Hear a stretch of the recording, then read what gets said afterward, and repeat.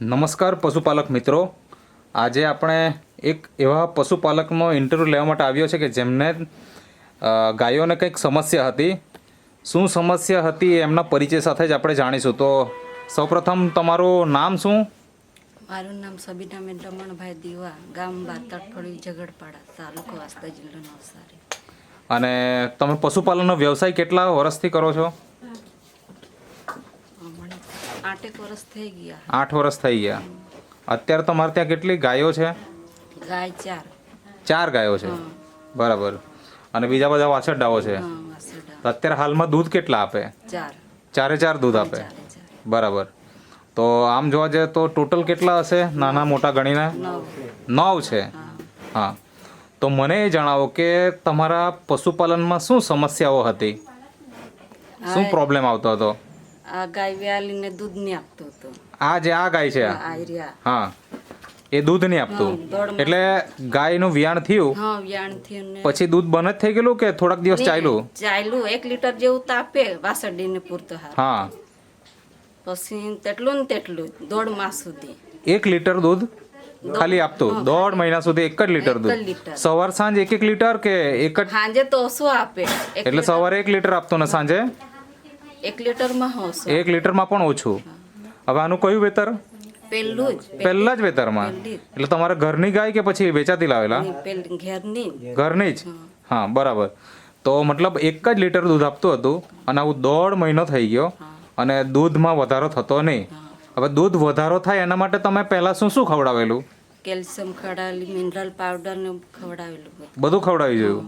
કોઈ ડોક્ટરને બોલાવ્યા એવું કઈ? ડોક્ટરને નહીં બોલાવ્યા. અચ્છા, પણ મતલબ કે જે ખવડાવવું જોઈએ તે બધું તમે ખવડાવ્યું, પણ રિઝલ્ટ એનું કાંઈ મળ્યું નહીં.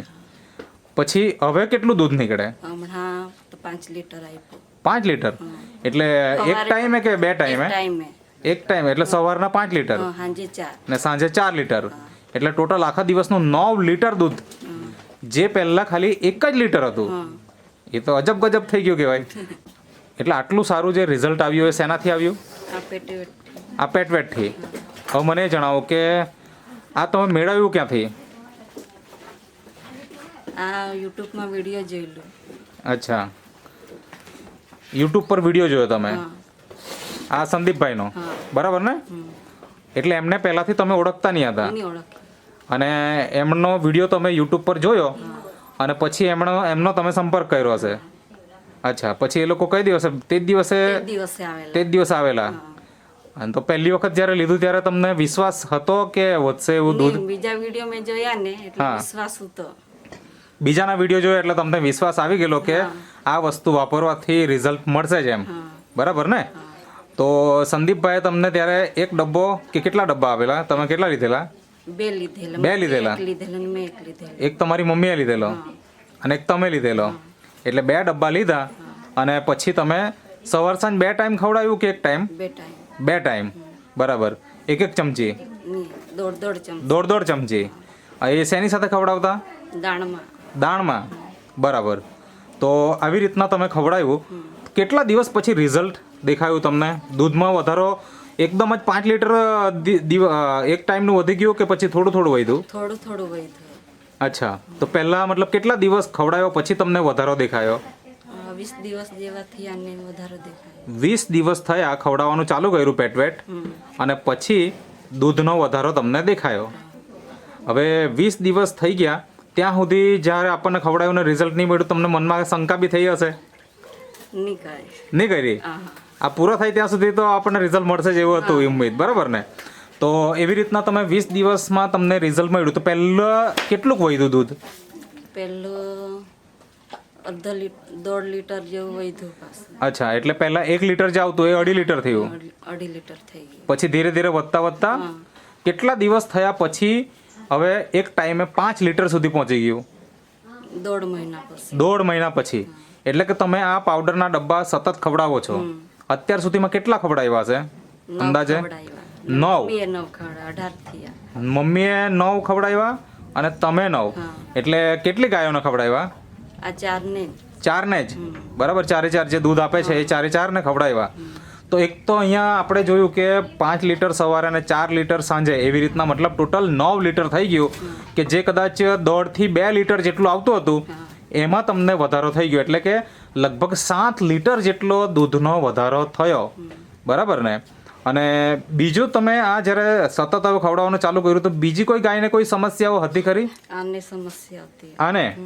અચ્છા, મતલબ આજે તમારા બાજુમાં અહીંયા ઊભેલી છે આને જ? એને શું પ્રોબ્લેમ હતો? એને ગેસનો પ્રોબ્લેમ હતો. અચ્છા, એટલે એનાથી શું થતું? ગેસનો પ્રોબ્લેમ એટલે ખાય નહીં, હા. દાણ ને એવું નહીં ખાય. અચ્છા, દાણ ને એવું નહીં ખાતી હતી, બરાબર. પછી? બધાને જ પ્રોબ્લેમ દાણ ખાવાનો હતો. હા, બરાબર. મતલબ દાણ ઓછું ખાય, ઓછું ખાય, બરાબર. 2 દિવસ ખાય પછી ખાય જ નહીં. એ કેટલા સમય થયો તો આવું તકલીફ? આ વિયાલાની પછી. અચ્છા, આનું કયું વેતર ચાલે? આનું બીજું. બીજું વેતર. એટલે પહેલા વેતરમાં બી એવી તકલીફ હતી? હા, પહેલા વેતરમાં એટલે દાણ ભાવે નહીં કે ખાય જ નહીં એમ? ભાવે ને અમુક દિવસે ખાય ને અમુક દિવસે નહીં ખાય, એટલે પેટમાં તકલીફ રહેતી. હા, ગેસનો બરાબર છે. પ્રોબ્લેમ હે. ગેસનો પ્રોબ્લેમ. ઓકે, પછી આને ચક્કર આવી જાય એટલે પડી જ જાય. આને જ? હા, આને જ. બરાબર. બીજી કોઈ ગાયને એવું નહીં પ્રોબ્લેમ હતો? આને હા, આને જ. ચક્કર આવે ને પડી જાય? હા, પડી જાય એટલે અડધો કલાક જેવું તો કઈ આખો આળોટવા જ લાગી જાય. ઓહો, મતલબ આવી બીમારી આજે અમુક અમુક પશુને જોવાની મળે તો તેમાંની એક તકલીફ કે એક તો ખાવાનું ઓછું ખાય, બીજું એને ગેસનો પ્રોબ્લેમ અને ચક્કર આવી જાય. ચક્કર આવી જાય અને પછી તરફડે. મહિનામાં 2 વાર એવું થાય જ. મહિનામાં 2 વખત થાય એવું? 2 વખત. પછી એનું શું સારવાર માટે શું કરાવતા દવા તમે? લાવેલા અહીંયા દવાખાનામાંથી અચ્છા. અમારે ગામમાં જ. હા, પણ નહીં ફેર પડે. નહીં ફેર પડ્યો. તો તમે આટલું બધું મતલબ દવા કરી, બધું જ કર્યું, હવે આ દર મહિને 2 વખત થાય તો આપણને બી એમ મનમાં એવું થતું કે હવે આના કેવી રીતના સારવાર કરાવી એમ? આપણને તો બહુ મગજ મારી. હા, બચ્ચું બી મરી જાય એવી તકલીફ થાય કે બરાબર છે. તો પછી મતલબ એને મેળે જ પાછું ઊભું થઈ જાય કે કેવું? પછી શું કરવું પડે? અડધો કલાક જેવો થાય પછી શાંત જેવું પડી જાય, હા. પછી ઊભું થઈ જાય. અચ્છા, પેલા માણસને જેમ ફેફરું આવે તે ટાઈપ જેવું થઈ જાય, એવું જેવું. બરાબર છે. તો આ સમસ્યા પણ ગંભીર સમસ્યા કહેવાય. તો એ દૂર થઈ ગઈ કે અત્યારે છે? હમણાં નહીં મળે. હમણાં નથી. એટલે આ પેટ ખવડાવવાથી જ? હા. બતાવવાનો ડબ્બો. આ જે છે નેટસપ કંપનીનું પશુપાલન માટેની એક પ્રોડક્ટ છે જેનું નામ છે પેટવેટ, બરાબર. જે પશુપાલક માટે એક આશીર્વાદ રૂપ છે. આજે તમે જ આ બેનની વાત તમે સાંભળી શકો છો અને જોઈ શકો છો એમના અનુભવ કે એક ગાય કે જેનું દૂધ એકદમ બિલકુલ ઓછું આવતું હતું એના દૂધમાં વધારો થયો, અને બીજી ગાય કે જેને ચક્કર આવતી હતી, ઓછું ખાવાનું ખાતું હતું, તો હવે ચક્કર તો નથી આવતા. નહીં આવે. અને જે ખોરાક જે ઓછું ખાતું એમાં શું ફેરફાર થયો? એમાં તો હમણાં તો બરાબર ખાય. બરાબર ખાય? હા. તો તમારે ખર્ચો વધી ગયો એવું કહેવાય. અને આના દૂધમાં કઈ વધારો ઘટાડો કઈ થયો? વધારો થયેલો. અચ્છા, એનો કેટલો દૂધમાં વધારો થયો? આનું 5 લીટર જેવું આપતું હતું. 5 લીટર? હા. અચ્છા, પહેલા કેટલું આપતું? પહેલા તો 3 લીટર ને એવું જ આપતું હતું પહેલા. અચ્છા, તો એટલે મતલબ એક ટાઈમે 2 લીટરનો વધારો પણ થઈ ગયો એનો. તો આ પણ એક બહુ મોટો ફાયદો થઈ ગયો. એટલે તમે આવા રિઝલ્ટ મળ્યા, આના કેટલા દિવસ પછી રિઝલ્ટ મળ્યું આવું તમને લાગ્યું?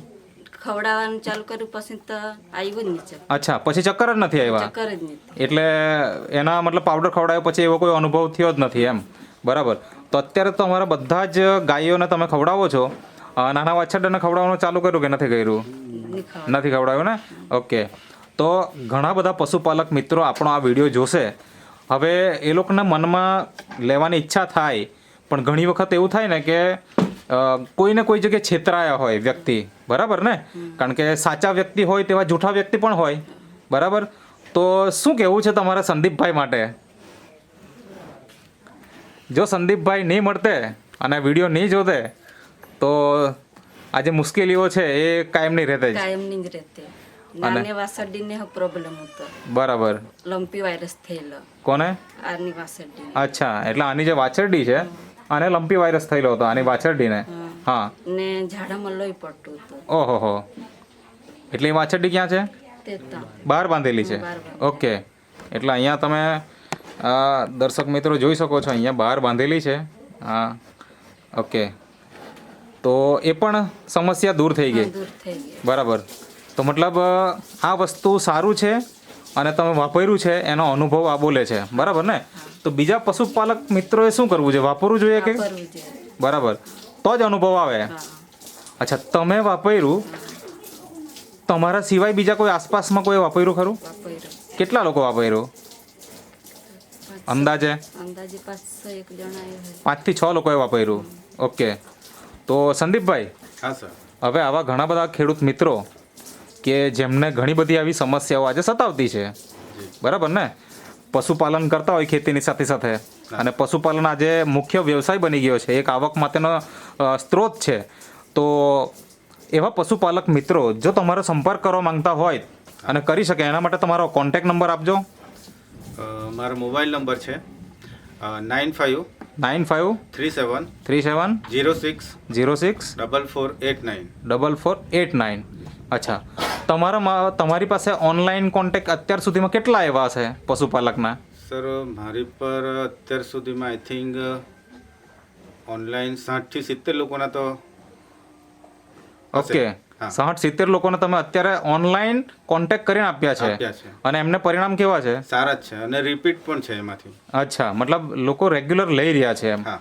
તો તમે દર્શક મિત્રો આ ઇન્ટરવ્યૂ સાંભળીને જેટલા પણ પશુપાલકને તમે ઓળખતા હોવ એમને આ વિડીયો શેર કરો, કારણ કે કદાચ તમને જરૂર ન હોય પણ એવા ઘણા પશુપાલક છે કે જેમને ત્યાં નાની મોટી સમસ્યાઓ આજે સતાવે છે, અને પશુપાલન જ્યારે મુખ્ય વ્યવસાય તરીકે સ્વીકારેલો હોય અને તે સમયે જ્યારે આવી સમસ્યા આવતી હોય તો પશુપાલક ખરેખર પરેશાન થઈ જતો હોય.